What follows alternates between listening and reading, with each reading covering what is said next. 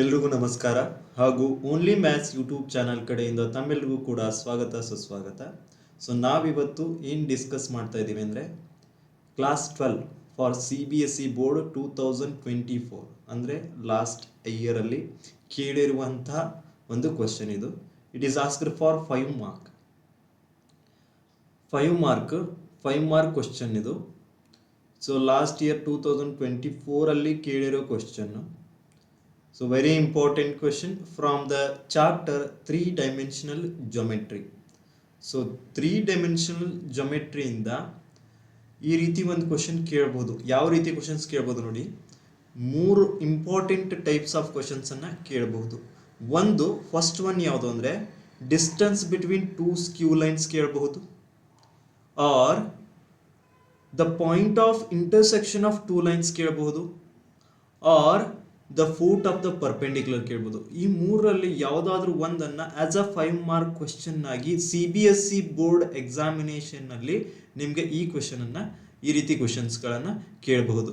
So ಈ ಒಂದು ವಿಡಿಯೋಗಳನ್ನು ನಾನು ಯಾಕೆ ಮಾಡ್ತಾ ಇದ್ದೀನಿ ಅಂದರೆ, ನಿಮಗೆ ಏನು ನವೋದಯದಲ್ಲಿ ಓದ್ತಾ ಇದ್ದೀರಿ, ಸ್ಟಡಿ ಮಾಡ್ತಾ ಇದ್ದೀರಿ, ಕರ್ನಾಟಕ ಸ್ಟೇಟಲ್ಲಿ ಯಾರ್ಯಾರು ಸ್ಟೂಡೆಂಟ್ಸು ನವೋದಯದಲ್ಲಿ ಹಾಗೂ ಕೇಂದ್ರೀಯ ವಿದ್ಯಾಲಯದಲ್ಲಿ ಸ್ಟಡಿ ಮಾಡ್ತಾ ಇದ್ದೀರಿ for CBSE board class 12, so ಎಲ್ರಿಗೂ ಕೂಡ ಹೆಲ್ಪ್ ಆಗಲಿ ಅಂತ ನಾನು ಮಾಡಿರೋ ವಿಡಿಯೋ ಇದು.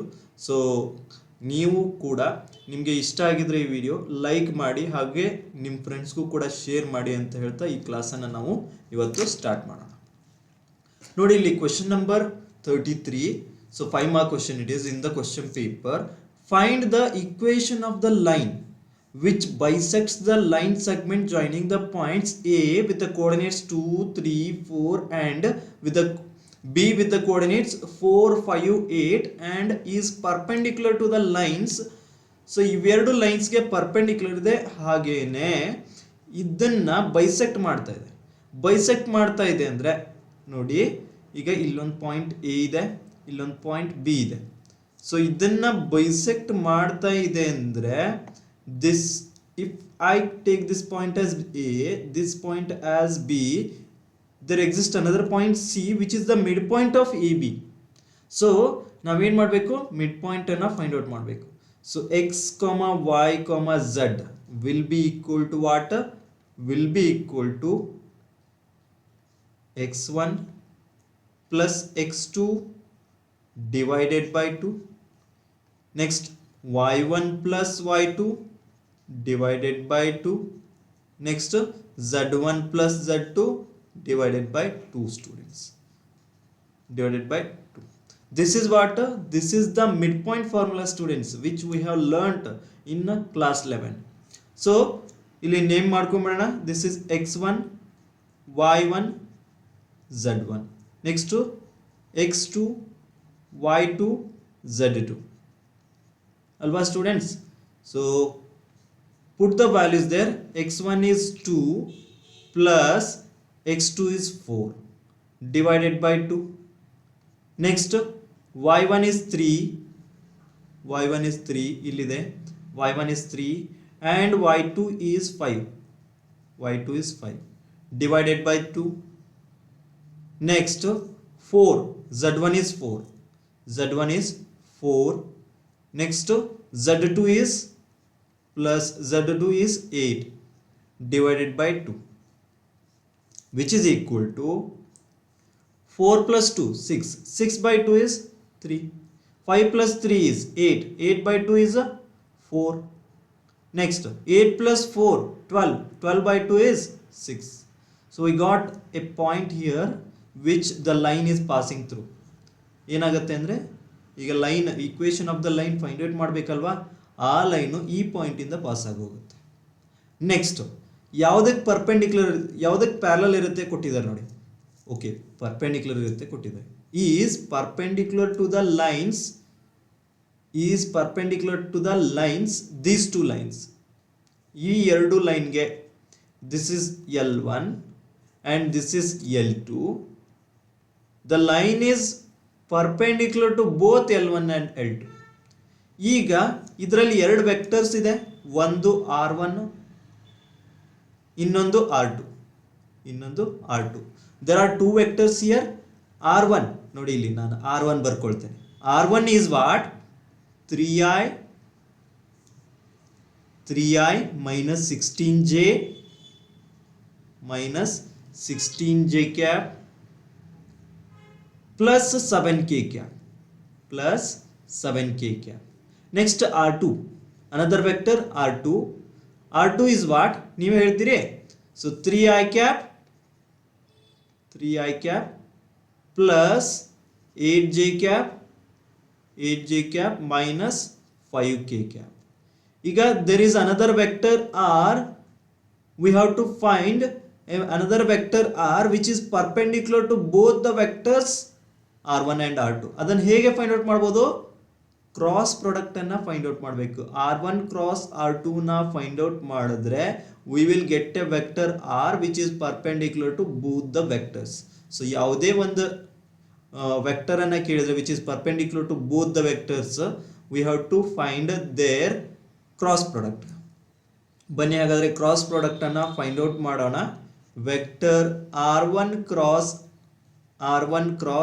R2 is equal to here I, j, k, next 3 here, minus 16 here, 7 here. Next here 3, here 8, here minus 5. Okay, then I into what? I into 16 5s are 80. ನೋಡಿ minus into minus plus ಆಯಿತು. 16 5s are 80 minus 8 7s are 56. 8 7s are 56.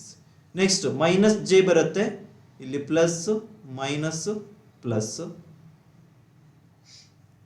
ಇಲ್ಲಿ minus J ಬರುತ್ತೆ. Minus J inside the bracket 3 5s are minus 15. 3 into minus 5 minus 15. 7 3s are what? 21. Minus 21. Next is plus k into 8 3s are 24. Minus 16 3s are 48. Minus 48 ಆಗಬೇಕು. Minus into minus ಏನಾಗುತ್ತೆ ಇದು? Plus 48 ಆಗುತ್ತೆ. Then 80ಯಲ್ಲಿ 50 ಹೋದರೆ 30, 80ಯಲ್ಲಿ 50 ಹೋದರೆ 30, 30ಯಲ್ಲಿ ಮತ್ತೆ 6 ಹೋದರೆ ಎಷ್ಟು ಆಯಿತು? 24 ಆಯಿತು. This is 24i minus 15 minus 51 minus 21. So ಎರಡನ್ನು ಆ್ಯಡ್ ಮಾಡಿದ್ರೆ 21 ಪ್ಲಸ್ 5 26 ಪ್ಲಸ್ 10 36. ಮೈನಸ್ ಇಲ್ಲೂ ಇದೆ ಮೈನಸ್ ಇಂಟು ಮೈನಸ್ ಪ್ಲಸ್ ಆಗುತ್ತೆ. So it is what? 36j. Next plus 24 plus 48.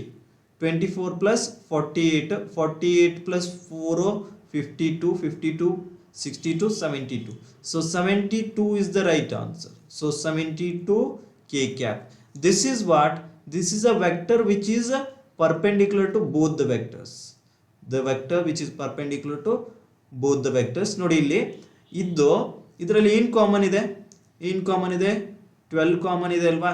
12 2s are 12 3s are and 12 6s are. So 12 common ತಗೊಂಡ್ರೆ 12 2s are 24, 12 3s are 36 and 12 6s are 72.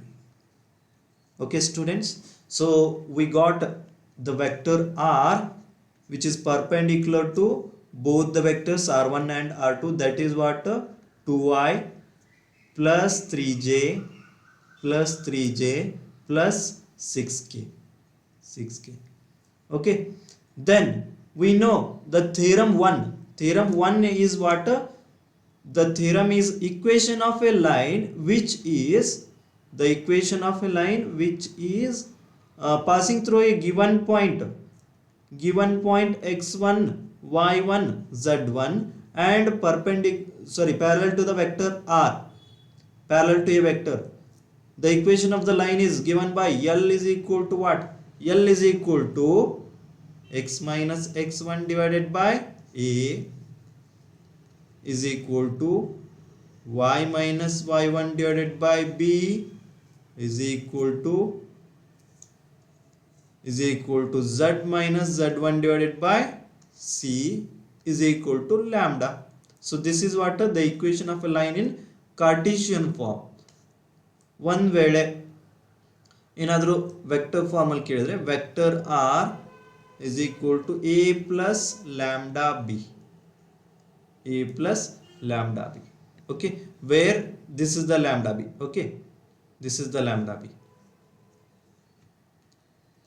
So now we will write the equation of the line in Cartesian form. X minus the point is given already. We already got that point with the coordinates x, y, z. x1, y1, z1. x1, y1, z1 ಅಂತ ತಗೊಳ್ಳಿ. So 3, 4, 6. X minus 3 divided by A, B, C are what?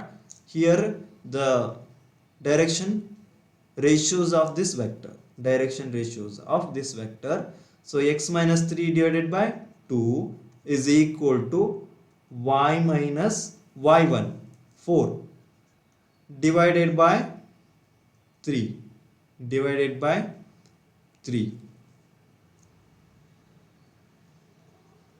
is equal to z minus z1 ಏನಿದೆ ಇಲ್ಲಿ 6 ಇದೆ.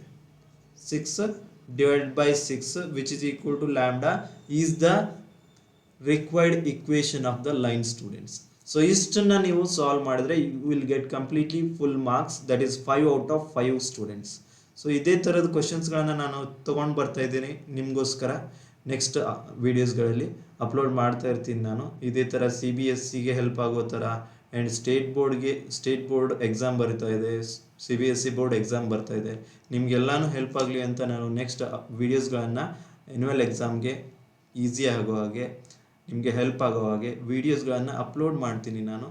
So ಯಾವ update ಇರಿ ನೀವು, ಈ ವೀಡಿಯೋಸ್ಗಳನ್ನು subscribe ಮಾಡ್ಕೊಳ್ಳಿ ನೀವು ನಮ್ಮ ಚಾನಲ್ಗೆ, ನಿಮಗೆ ಹೆಲ್ಪ್ ಆಗುತ್ತೆ ಅಂತ ಹೇಳ್ತಾ ಇವತ್ತಿನ ಕ್ಲಾಸನ್ನು ನಾವು ಕಂಪ್ಲೀಟ್ ಮಾಡೋಣ. Thank you students, thank you for watching the class.